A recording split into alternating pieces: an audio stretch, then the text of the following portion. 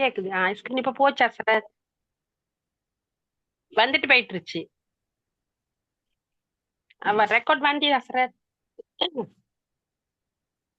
போன கிளாஸ்ல அஸ்ஸலாமு அலைக்கும் கடைசி சார். பேசலாம். என்ன கேள்வி கேட்டீங்கன்னா என்ன நீங்க தேடிட்டு வந்தீங்க, பார்த்துட்டு வந்தீங்க? நிறுத்தி ஓதுமிடத்துல நீட்டுதல் தொட்டு போன அடையாளங்கள் கடைசிக்கு. அடையாளங்கள் தலைப்புண்டில் எப்படி? அடையாளங்கள் இல்ல, அடையாளம் எல்லாம் நிறுத்தி கடைசிக்கே ஓதுற இடத்துல எந்தெந்த இடத்துல நிறுத்தி ஓத வேண்டும், எவ்வளவு நேரம் அதை இதுன்ற ஓத வேண்டும்னு ஓதி தந்தீங்க, சொல்லி தந்தீங்க. எப்படி நிறுத்தணும் என்று படிச்சோமா, எவ்வளவு நியூட்டன் படிச்சோமா? எப்படி நிறுத்தணும், எந்தெந்த எப்படி கடைசிக்கு என்னென்ன குறிகள் வந்தா நிறுத்தணும், எப்படி நிறுத்தணும். சொல்லுங்க பாப்போம். எத்தனை முறைகள் இருக்கு அதுல? அதுல 3 முறைகள் ஹஸ்ரத். 3 முறைகள். முதலாவது என்ன? முதலாவது வசனத்தின் இறுதியில ம் பத்தகத்தை பத்தகமது இதில் வந்தா நிறுத்தி, அதுல ஏதாவது ஒன்று வந்தா நிறுத்தி ஓதணும். ஆஹா, நிறுத்தி ஓதணும். அலிஃபா ரைட். அல்லது அலிஃபாக இருந்தா இறுதி எழுத்த 2 செகண்ட் நீட்டணும். ம் 2 செகண்ட் அப்படியா? சரியா சார்? ரெண்டு விரல்ல 2 அளவுக்கு நீட்டணும். விரல் அலிஃப் ரெண்டரை, வந்தா விரல் 2.5 நின்றதா, செகண்ட் 2 செகண்ட் நின்றதா? இல்ல 2 செகண்ட் விரல திறந்து 3 அளவு மூடி திறக்கிற அளவு. அப்ப 2 செகண்ட் அப்படியா? இல்ல சார், இறுதி எழுத்து 2 2 செகண்ட், 1 செகண்ட் ஒரு திறக்கிற நேரத்துக்கு 2 செகண்ட். நீங்க ரெக்கார்ட கேட்டீங்க அப்படியா? ரெக்கார்ட கேட்டு இப்பயும் பார்த்துட்டு தான் எடுத்து. அப்ப ஏன் சரியா வருது இல்ல விட? வசனத்தின் இறுதியில பத்தகத்தாயின் வந்தா அதுல அலிறுதியில அது வந்தா நிறுத்துறது, அல்லது அலிஃபாக இருந்தா இறுதி 2 அப்படி செகண்ட். தள்ளி தள்ளி நீங்க அரவாசி விட்டு அரவாசி சொல்றீங்க, பாடம் மாதிரி சொல்ற மாதிரி விஷயத்த விளங்கி சொல்றீங்கல்ல. சொல்ற விஷயம் சரி. பர்சன்ட் கடைசியில அலிஃப் வந்துச்சு தண்டா, அல்லது ஃபதஹ் தைன் வந்துச்சு தண்டா, அல்லது ஃபதஹ் மது வந்துச்சு தண்டா, நிப்பாட்டணும் வேண்டா பிள்ளை. அப்ப அடுத்த எழுத்து தான் நிப்பாட இல்லையா? இது வந்தா நிப்பாட்டணும். இல்ல அதுல வந்து இது வந்தா எப்படி நிப்பாட்டணும் தான் கேள்வி. இதுகள் வந்துச்சுன்னா நான் எப்படி நிப்பாட்டுவோம்? அங்கதான் நீங்க பிழையா நீங்க விடையை சொல்றீங்க. அங்க வந்தா ஒரு 2 செகண்ட் நிப்பாட்டுறது. அது பிழை. 2 செகண்ட் நிப்பாட்டுறேன்னு சொன்னா பிள்ளது. அதான் நான் உடனே கேட்டேன். நீங்க வீடியோ செய்ய பாத்தில்ல. 2 செகண்ட் நிப்பாட்டேன்னு எங்கேயும் அந்த ஸ்கிரீன்ல எங்கேயும் இல்லையே. நான் வாயில சொல்லியும் இல்லை, ஸ்கிரீன்லயும் இல்லை. உங்களுக்கு எப்படி வந்துச்சு 2 செகண்ட்? அலிஃப் வந்தா 2 சொல்லி தந்தீங்களா சார்? அலிஃப் வந்தாலும் சரி, ஃபதஹ் தைன் வந்தாலும் சரி, ஃபதஹ் மது வந்தாலும் சரி, 2 செகண்ட் நிப்பாட்டுனா என்னது? அது பிள்ளை. அந்த அந்த விட பிள்ளை. 2 செகண்ட்ங்கிறது பிள்ளை. 2 செகண்ட் நிப்பாட்டுறதுங்கன்னா சும்மா எப்படி 2 செகண்ட் நிப்பாட்டுறது? 2 செகண்ட் நீட்டி நிப்பாட்டணும். நிறுத்தி ஓதுறது. நிறுத்தி ஓதுறது இல்ல அது. 2 உங்களுக்கு செகண்ட். சொல்ல நீ உங்களோட விடையில நிறைய பிரச்சனைகளுக்கு நீங்க விடைய பாடமாக்க பாக்குறீங்க. வேற ஒரு சொல்ல போட்டு விடைய சொல்றீங்க. பாடம் இல்ல சார், அது பாடமாக்க பார்க்கல, உண்மையை சொல்றேன். குர்ஆன் ஓதி ஓதி அதான் நீங்க திரும்ப விட திரும்ப விட பார்த்து பிள்ளையா வருது. அதான் பிரச்சனை. இப்ப 2 செகண்ட் விட இல்லையே அங்க கிளாஸ்ல. 2 அளவு. 2 அளவு. பாத்தீங்களா? அப்ப 2 ஓ, அளவுக்கு 2 2 செகண்டுக்கும் அளவு. தலைக்கும் காலுக்கும் உள்ள வித்தியாசம் நிக்கிற. கடைசி எல்லாம் பிள்ளையா போயிட்டு. சாரி 2 அளவு. 2 அளவு. இப்பதான் நினைவு. 2 அளவுக்கு என்ன செய்யணும்? மத்தது வசனத்தின் இறுதியில குண்டுத்தே வந்தால் ம் அத ஹாவா பெரிய ஹாவாக மாற்றி ம் சுக்குன் வச்சு ஓதுறது. இது இப்ப கிளியர் ஆகி திருப்பி அடுத்த கிளாஸ் 2 கிளாஸ் போய் போய் கேட்டா திருப்பி மறக்கப்படாதான். என்ன அடிக்கடி தேவைப்படும். திருப்பி திருப்பி பார்க்க வேண்டியது. ஒவ்வொரு எல்லா வசனத்துக்கும் சரியா சார்? தேவைப்படும். குர்ஆன எல்லா வசனத்துக்குமே தேவைப்படும். நீ குர்ஆன்ல தேடினா தான் விட கிடைக்கும். குர்ஆனை தேடி பாத்தீங்களா இந்த விடையெல்லாம்? பார்த்தேன். மூணாவது என்ன? மூணாவது வசனத்தின் இறுதியில முதல் பகுதி 2ஆம் பகுதி அதுல எதுவும் இல்ல வரலாட்டி சுக்குன் வச்சு நிறுத்தணும். எங்க சுக்குனிச்சு பாட்டணும்? கடைசியில அது முக்கியம். போதி நேரத்துல முதல் 2 பகுதி வரல அப்படின்னா சுக்குன் வச்சு நிறுத்தணும். கடைசிய சுக்குன் வச்சு நிறுத்தணும். துப்புணிச்சு நிப்பாட்டணும். ஓ சரி, நான் இன்றைக்கு இன்னும் ஒரு பகுதிக்கு போறேன். இதோட ம் குர்ஆனை ஓதுறதுக்கு முன்னால பார்க்குற கடைசி பகுதி. இதோட குர்ஆன் ஆ ஓதுறதுக்கு தேவையான முக்கியமான 4 பகுதி பார்த்துட்டோம். இதோட சேர்த்தா ஓ ம் அந்தந்த தலைப்பு ம் கீழே என்னென்ன சரி விஷயம் பார்த்தோம்ங்கிறத ரொம்ப கவனமா ஆ நீங்க விளங்கி வச்சுக்கோங்க, தெரிஞ்சு வச்சுக்கோங்க, ஓதுறதுக்கு ஆ லேசாயிக்கும். இன்றைக்கு ஓகே பார்க்க போற சரி தலைப்பு என்னென்றால், குர்ஆனை பார்த்து சரளமாக திக்காம இடையில போயிட்டு முட்டி மோதி கொண்டு குழம்பி கொண்டு நிக்காம சரளமான ஃப்ளோ ட்ரெக்ல ஓதுறதுக்கு எங்களுக்கு என்னென்ன ம் தேவை, அப்படி ஏன் எங்களால ஓத இயல மாட்டேங்குது, எங்களோட ஓதுற இடத்துல திக்கிறது முட்டுறது மோதுறதுக்கான காரணம் என்ன, இதுகளை பத்தி அன்றைக்கு பார்க்க போறோம். ஓகே சரி உண்மையில குர்ஆன சரளமாக ஓதுறதுல பார்த்து திக்காம முட்டாம ஓதுறதுல முக்கியமாக தொடர்பு படக்கூடிய 2 உறுப்புகள் இருக்குது. ஒன்று எங்கட கண்ணால நாங்க சரியா பார்த்து ஓதணும். முதலாவது ஆ கண்ணால ஓதுதான் முதலாவது விஷயம். கண்ணாலே நாங்க ஓதணும். ஓ ஓ கண்ணை மூடிக்கொண்டு ஓத இயலாது. அதே மாதிரி கண்ணால மட்டும் ஓதலுமான்னு கேட்டா அது போல எங்கட வாயும் அதை சரியா உச்சரிச்சு ஓ ஓதணும். ஓ கண் ஆ பார்க்கணும் சரி சரியா, கண்ணால பிழையா வாய் பார்த்தாலும் பிரச்சனை, வாயில அது சரியா உச்சரிக்க ம் வராது.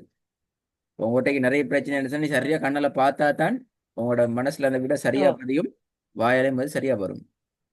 நிறைய இடங்கள்ல இந்த வாயால மிஸ் ஆகி விட வர்றதுக்கு காரணம் எங்களோட பார்வையில பிரச்சனை. எங்களோட பார்வை குறிப்பிட்ட அந்த இடத்துல சரியா குறிப்பிட்ட அந்த விஷயத்த சரியான முறையில் பார்த்தா தான் ஓதல் சரியா வரும்.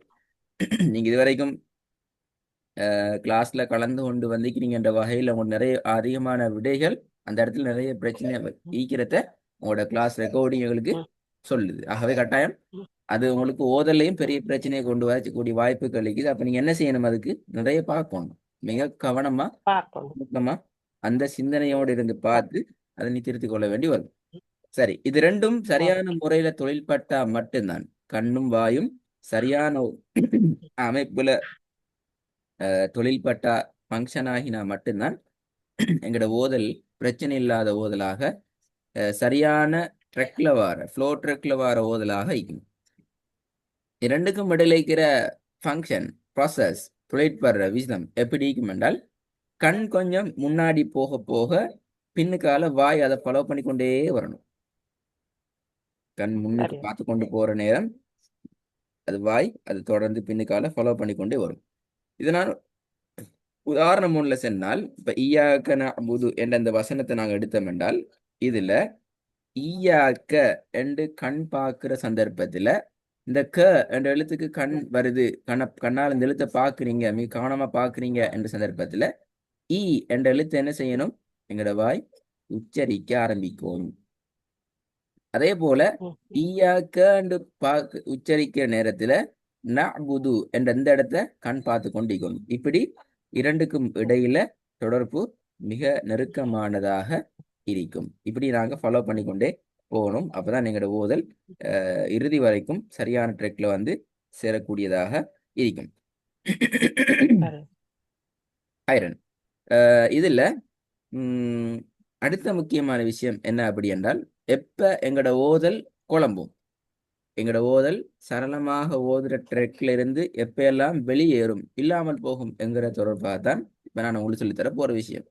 அதுக்கான சில அடிப்படையெல்லாம் தெரிஞ்சுக்கொள்ளணும். முதலாவது அடிப்படையில கண்ணால ஓதுறதுங்கிறது சரி ஃபாஸ்ட், நல்லா விளங்கிக்கோங்க. நீங்க வாய் அசைக்காம கண்ணால மட்டும் ஓதுறீங்களே, அது சரி ஃபாஸ்ட், அதிகம் ஸ்பீடா போகும். ரெண்டாவது நிறைய பிழைகளை கொண்டு வரும். நீங்க ஏதாவது நினைச்சுப்பீங்க. இப்ப கிளாஸ் நிறைய இடங்கள் நான் ஓ உங்கள்ட்ட ஓ திருப்பி திருப்பி கேட்கறேன், நீங்க நிறைய பிழையா சொல்லி கொண்டு போறதுக்கு அடிப்படையான காரணம், நீ கண்ணால சரி ஃபாஸ்டா பார்த்துட்டு சரியான வரீங்க, பார்வை இல்ல சரியா பார்த்து படுறதால பாஸ் கிளாஸ்ல வந்து ஒன்று குயிக்கா மறந்து போகுது. ரெண்டாவது நீங்க சொல்ற விடையெல்லாம் உங்களுக்கே ஜீரணிச்சு கொள்ள முடியாத சகிச்சு கொள்ளாத விடையாக பிழையான விடையா மாறி மாறி சொல்லக்கூடிய அமைப்புல காணப்படுது. வெண்டைக்கு கிளாஸ்ல ஸ்டார்டிங்க நீ அதை மாற்றிக்கொண்டீங்க அந்த இடத்துல. அப்படி இல்லாம நாங்க சரியா கவனமா பார்த்தோம் என்றால், அந்த கவனமா பார்க்கிறது கவனிக்க குவிக்கிறது எங்களுக்கு அதுல பிழைகள் இருந்து எங்களை பாதுகாக்கும். இது முக்கியம். ரெண்டாவது, வாயால ஓதுறதுக்கிறே அது வந்து அப்படி ஸ்பீடா வராது. ரொம்ப கட்டுப்பாட்டோட ஒரு அளவு ஸ்பீடுக்கு மேலால எங்களால பேச மேலாது ஓதை மேலாது. அப்ப அதுக்கு ஒரு லிமிட் இருக்குது, வரையறை ஒண்டிக்கு. அதுக்கு மேல எங்களால போக இயலாது. ஆகவே கண்டிப்பாக அந்த லிமிட்டுக்கு தான் நாங்க ஒர்க் பண்ணணும். கண்ட ஸ்பீடுக்கு ஒர்க் பண்ணப்படாது. இது ரெண்டும் முக்கியமான விதிகள், தியரிகளா இருக்குது. சரி, இப்ப நாங்க பார்ப்போம் எப்ப எப்ப எங்கட ஓதல் சரளமாக வராது, கஷ்டப்பட்டு கொண்டு திக்கி கொண்டு முட்டி கொண்டு வரும். அதுக்கான சந்தர்ப்பங்கள் எப்ப என்றால், முதலாவது சந்தர்ப்பம் ஒன்றை ஒன்று முந்துதல். நல்லா கேட்டுக்கொள்ளணும். எது முந்துறது? அடிப்படையில் எது முதலாவது போகணும்? கண் தான் முதலாவது பார்க்கணும். கண். பின்னுக்கு தான் வாய் என்ன செய்யணும்? ஓதணும்.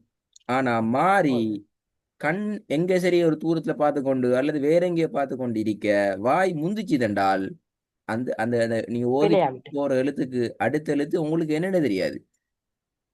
எனவே நீங்க என்ன செய்வீங்க? கண்டிப்பா அந்த இடத்துல ஒன்று பிழையா ஓதுவீங்க, அல்லது நீ ஓதுறது ஒன்று பிழையாயிக்கும்.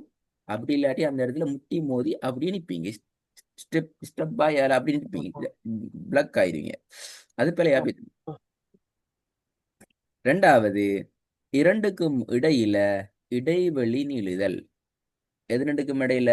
கண்ணால பாக்குறதுக்கும் வாயால கண்ணுக்கும் ஊதுறதுக்கும். வாய்க்கும்.